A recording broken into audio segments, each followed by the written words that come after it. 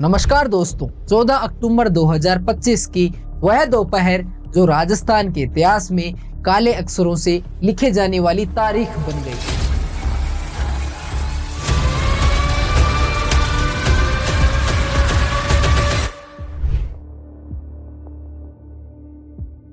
जब Jaisalmer bus stand की सामान्य हलचल के बीच केके ट्रेवल्स की एक स्लीपर बस जिसका नंबर RJ09 PA 8040 था, 57 यात्रियों को लेकर जोधपुर की ओर रवाना हुई। यह बस बाहर से दिखने में बिल्कुल नई और सुरक्षित प्रतीत हो रही थी, क्योंकि मात्र कुछ ही दिन पहले ही इसमें एक नया AC यूनिट इंस्टॉल किया गया था।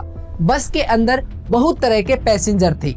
कुछ लंबी यात्रा से थके हुए दिखाई दे रहे थे, कुछ आरामदायक नींद की तैयारी में व्यस्त थे और कुछ खिड़कियों से बाहर फैले हुए रेगिस्तान की सुनहरी रेत को निहार रहे थे। पूरा परिवार एक साथ बैठा हुआ था। बुजुर्ग यात्री जोधपुर के प्रसिद्ध बाजारों की सैर और वहां की खरीदारी के सपने संजोए हुए थे। बाहर का तापमान लगभग 35 से 38 डिग्री सेल्सियस के बीच में था, जो राजस्थान की गर्मी का एक नॉर्मल उदाहरण है। परंतु किसी को इस बात का बिल्कुल भी आइडिया नहीं था कि यह यात्रा उनकी लाइफ की लास्ट जर्नी होने वाली थी। यह केवल एक नॉर्मल दुर्घटना नहीं थी, बल्कि एक संपूर्ण व्यवस्था की फेल्योर की स्टोरी थी, जहां लापरवाही, इलीगल मॉडिफिकेशंस और कमजोर लॉ एनफोर्समेंट सभी मिलकर एक जानलेवा त्रासदी का रूप ले चुके थे। यह घटना हमारे ट्रैफिक सेफ्टी सिस्टम की गहरी खामियों को उजागर करती है और यह दर्शाती है कि कैसे छोटी छोटी लापरवाहियां बड़ी तबाही का कारण बन सकती हैं। दोपहर लगभग 3 बजे बस जैसलमेर से अपनी नियमित यात्रा पर निकली। यहाँ यह विशेष रूप से ध्यान देने वाली बात है कि यह दोपहर का समय था, रात का नहीं, जब अधिकतर बस यात्राएं होती हैं। यह बस नेशनल हाईवे 125 पर अपनी नॉर्मल स्पीड से आगे बढ़ रही थी। डिपार्चर के लगभग 10 से 15 मिनट के भीतर ही जब वह थायट गांव के नजदीक पहुंची, ये थायट गांव जो कि प्रसिद्ध लोंगेवाला वार म्यूजियम के निकट स्थित है, तभी अचानक बस के पिछले हिस्से से हल्का धुआं उठना शुरू हो गया। कुछ एक्टिव पैसेंजर्स ने प्लास्टिक जलने जैसी तीखी और असामान्य गंध को नोटिस किया, जो कि किसी गंभीर प्रॉब्लम का संकेत था। परंतु जो सबसे खतरनाक और चिंताजनक बात थी, वह यह थी कि बस में लगा स्मोक डिटेक्टर काम नहीं कर रहा था। यह संभवतः या तो डैमेज्ड हो चुका था या फिर सही तरीके से इंस्टॉल ही नहीं किया गया था, जबकि AIS 135 सेफ्टी स्टैंडर्ड्स के अकॉर्डिंग इसका होना अनिवार्य रूप से आवश्यक है। यह अर्ली वार्निंग सिस्टम की विफलता थी जिसने सिचुएशन को और गंभीर बना दिया। यानी कि अर्ली वार्निंग सिस्टम्स जैसे smoke detector, alarm, temperature sensor या कोई विजुअल अलर्ट होने चाहिए थे, वे काम नहीं कर रहे थे या मौजूद ही नहीं थे। नतीजा यह हुआ कि आग या धुएं का पता समय पर नहीं लगा, इसलिए रेस्पॉन्स टाइम बढ़ गया। ड्राइवर और यात्रियों को तुरंत अलर्ट नहीं मिला, इसलिए बचाव कार्य में डिले हुआ। डिले की वजह से आग फैलने और नुकसान बढ़ने के लिए और ज्यादा समय मिल गया, जिससे कैजुअलिटीज और नुकसान बढ़ा। यानी शुरुआती चेतावनी का फेल्योर सीधे तौर पर हादसे को और घातक बनाने वाला फैक्टर बन गया। ड्राइवर सत्यनारायण को तब स्थिति की गंभीरता का पता चला जब पीछे की सीटों से बैठे पैसेंजर्स की चीखें और चिल्लाहट सुनाई दी। उसने इमीडिएटली बस को थायट गांव के समीप रोक दिया, जो एक छोटा सा ग्रामीण क्षेत्र था जहां कोई फायर स्टेशन नहीं था और आसपास केवल सूखी रेत और कुछ घर ही थे। यह लोकेशन इमरजेंसी सहायता के लिए अत्यंत दुर्गम सिद्ध हो गई। इस लोकेशन पर जो कुछ अगले कुछ मिनटों में घटित हुआ, वह किसी भी भयानक सपने से अधिक डरावना था। बस का AC यूनिट कंप्रेसर, जो कि रेफ्रिजरेंट गैस को दबाकर ठंडे करने वाली मशीन होती है, उसमें एक जोरदार विस्फोट हुआ। यह विस्फोट यानी एक्सप्लोजन इतना पावरफुल था कि इसने पूरी बस को हिला दिया, जिससे पैसेंजर्स में घबराहट फैल गई। इस घटना के बाद में की गई फोरेंसिक इन्वेस्टिगेशन और डिटेल इंक्वायरी में कुछ अत्यंत चौंकाने वाले और भयानक रिपोर्ट सामने आई, जिसने इस ट्रेजेडी के वास्तविक कारणों को उजागर किया। इस रिपोर्ट में पहला और सबसे क्रिटिकल इश्यू था सेफ्टी फीचर्स को बाईपास किया गया था। बस में 15 एम्पियर का फ्यूज बाईपास किया गया था। फ्यूज एक अत्यंत क्रूशियल सेफ्टी डिवाइस है जो इलेक्ट्रिकल सर्किट में अत्यधिक करंट आने पर टूट जाता है और आग लगने से बचाता है, परंतु इसे बाईपास करने का अर्थ है सेफ्टी को कंप्लीट रूप से हटा देना। इसके अलावा 300 वोल्ट की वायर्स ओपन सिचुएशन में मिली, यानी वायर्स पर कोई इंसुलेशन प्रोटेक्टिव लेयर थी ही नहीं। दूसरा गंभीर मुद्दा ग्रे मार्केट से खरीदी हुई एसी यूनिट का था। यह यूनिट ग्रे मार्केट से आया हुआ था, जिसमें OEM यानी मूल उपकरण निर्माता का सर्टिफिकेशन नहीं था। OEM सर्टिफिकेशन का अर्थ है कि प्रोडक्ट को निर्माता द्वारा परीक्षण किया गया हो और सुरक्षित माना गया हो। इस बस का एसी यूनिट पूरी तरह से इलीगल था और क्षेत्रीय परिवहन कार्यालय यानी RTO की निगरानी में नहीं आया। इस घटना का तीसरा और सबसे घातक कारण था R134A नाम की रेफ्रिजरेंट गैस का लीक होना, जो एक साइलेंट किलर के रूप में सामने आया। इस विस्फोट का कारण R134A रेफ्रिजरेंट गैस का लीकेज होना था। अब R134A गैस को समझना अत्यंत आवश्यक है, क्योंकि इसने इस त्रासदी में महत्वपूर्ण रोल निभाया है। R134A एक हाइड्रोफ्लोरोकार्बन रेफ्रिजरेंट है, जिसका केमिकल फॉर्मूला CF3CH2F है। नॉर्मल टेम्परेचर पर यह नॉन फ्लेमेबल होती है, मतलब आसानी से आग नहीं पकड़ती। इस गैस को American society of heating, refrigerating and air conditioning engineers ने A1 कैटेगरी में रखा है, जो कि सबसे सेफेस्ट कैटेगरी मानी जाती है। परंतु वास्तविक खतरा तब उत्पन्न होता है जब R134A को 250 डिग्री सेल्सियस से अधिक तापमान पर उजागर किया जाए।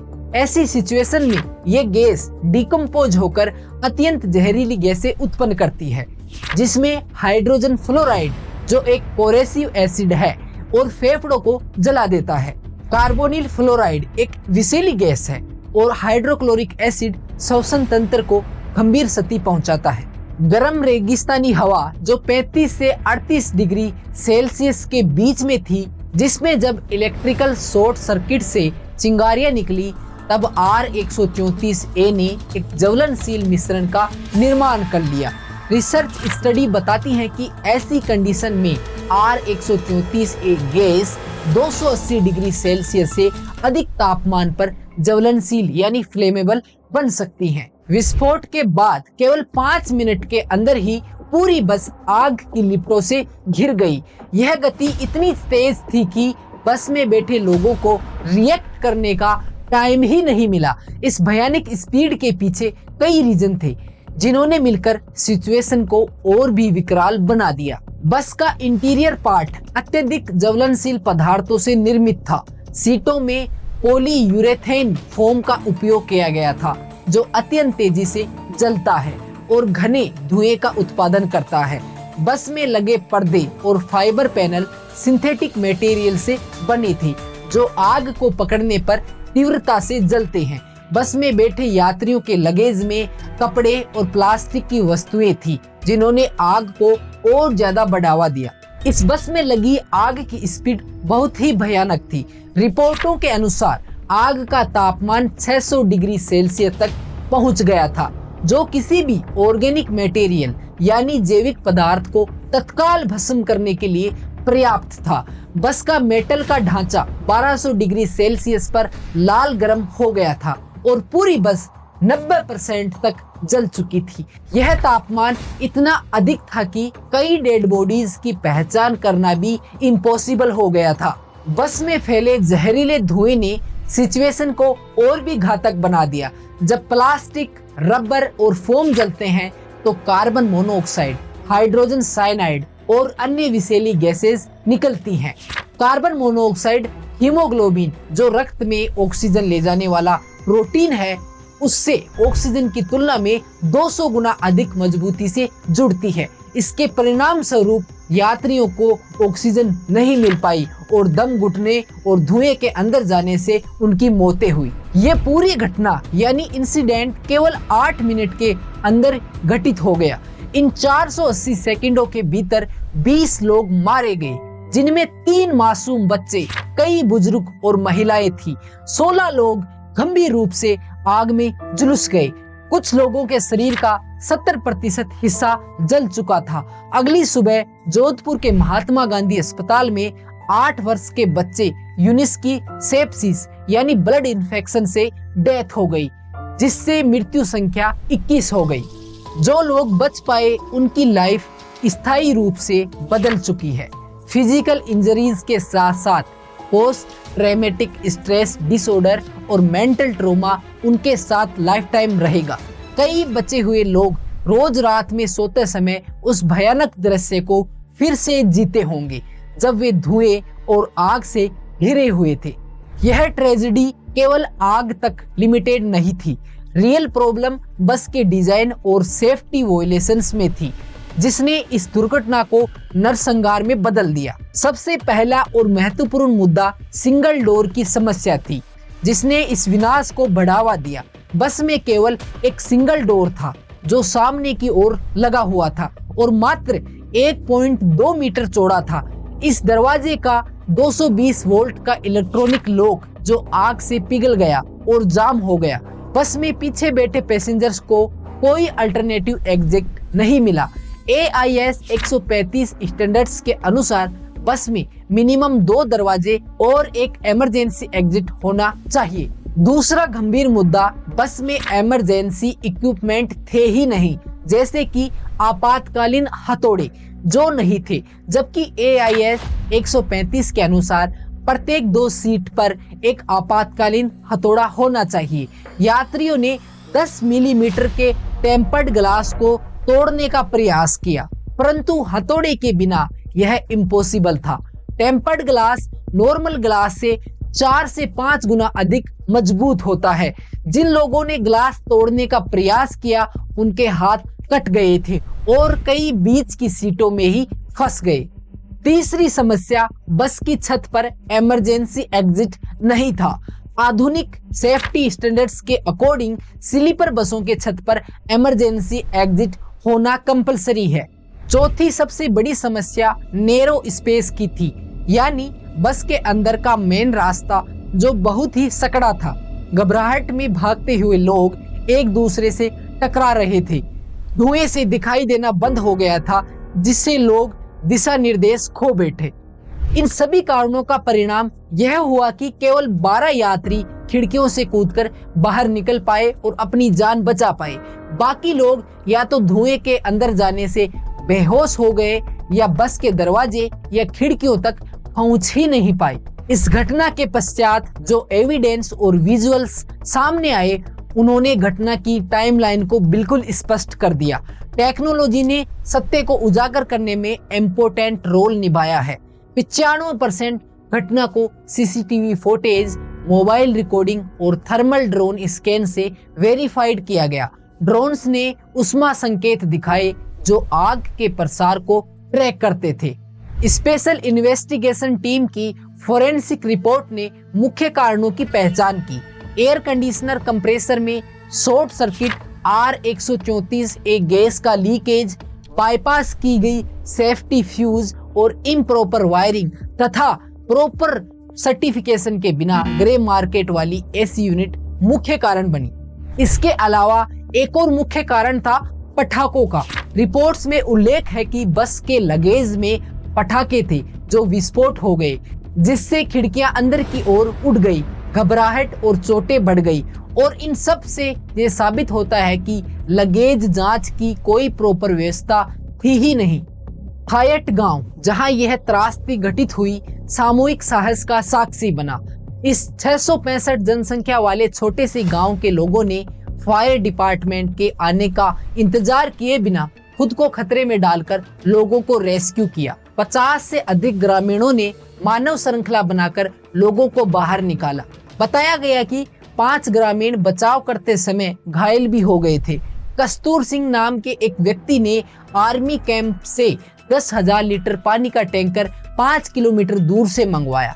नेशनल हाईवे 125 जैसे उच्च यातायात मार्गों पर इमरजेंसी रेस्पॉन्स इंफ्रास्ट्रक्चर की कमी है। रेगिस्तान की ड्राई कंडीशंस ने आग को और अधिक आक्रामक बनाया। इस घटना के पश्चात पॉलिटिकल और एडमिनिस्ट्रेटिव लेवल पर फास्ट कार्रवाई दिखाई दी, परंतु सवाल यह है कि क्या ये कार्रवाई जेन्युइन थी या केवल एक प्रदर्शन था। राजस्थान के मुख्यमंत्री भजनलाल शर्मा ने इस लोकेशन का दौरा किया। प्रधानमंत्री नरेंद्र मोदी ने संवेदना व्यक्त की। मृतकों के परिवारों को 2 लाख रुपए और घायलों को 50,000 रुपए देने की घोषणा की गई। कानूनी कार्रवाई में केके ट्रेवल्स के विरुद्ध FIR दर्ज की गई। इस कंपनी की कई बसों को जब्त कर लिया गया। बस ओनर को भारतीय दंड संहिता की धारा 304A के तहत गिरफ्तार किया गया। भारतीय दंड संहिता की धारा 304A लापरवाही से मृत्यु का कारण बनने से संबंधित है, जिसमें दंड 2 वर्षों तक की जेल, जुर्माना या दोनों हो सकते हैं। यह तब लागू होती है जब मृत्यु उतावली या लापरवाही से हो, परंतु इरादा न हो। यह जानबूझकर हत्या से कम गंभीर श्रेणी है, परंतु गहरी समस्याएं सिस्टम के फेल्योर में है। नकली पोल्यूशन कंट्रोल सर्टिफिकेट, RTO के कार्यालय में भ्रष्टाचार और रिश्वतखोरी, वीक इंस्पेक्शन सिस्टम मूल कारण है। दोस्तों, ये ट्रेजेडी अकेली नहीं है, कोई नई नहीं है। यह भारत की पब्लिक ट्रांसपोर्ट सेफ्टी की व्यापक तस्वीर का पार्ट है। सड़क दुर्घटना मृत्यु के 2025 के आंकड़ों के अनुसार भारत में प्रतिवर्ष 1,73,000 से अधिक लोग सड़क दुर्घटना में मरते हैं।